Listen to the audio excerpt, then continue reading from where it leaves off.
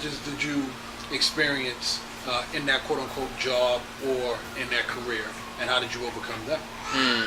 Well, I know initially graduated from college, I really didn't know what to do next, because when I graduated in 2001, so mentorships and internships wasn't really a huge thing then. I mean, it happened, but you all are really privy to that now, because they weren't really pushing that then. They were pushing internships, but not like they are now. And mentorship, not like they are now. Like, it's a thing now. Where then it was like, okay, well, if you know somebody who knows somebody, then yeah, talk to them, get to know them, type of thing. Now it's kind of like you must do that. Where I was coming up, it wasn't a must thing. It wasn't a necessity like it is now. So when I graduated, I was kind of in limbo. I didn't know what to do next. Because my degree's in English, so that can really be applied to a lot of different things. So I was leaning more towards law school. But in between that time of thinking of going to law school, I wasn't sure. So I was applying for jobs around the Tennessee area, and I was like, and nobody was really getting back to me. So a relative of mine in Chicago was like, well, hey, come up to the city, come up north, see what you can get into.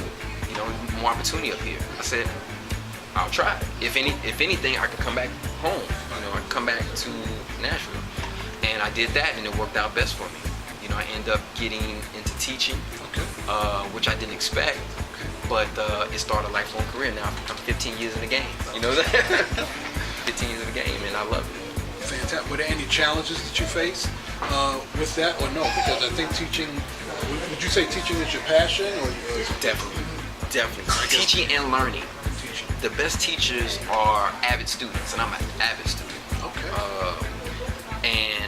Yeah, it's a passion of mine. I mean, along with the film, which I'll get into. Well, I'm about to ask that question. But learning and education is a passion of mine, and it's funny because when I got more aware of my family history, they talk about it. My family would talk about it as a child, but you're not really focused on that stuff. Yeah.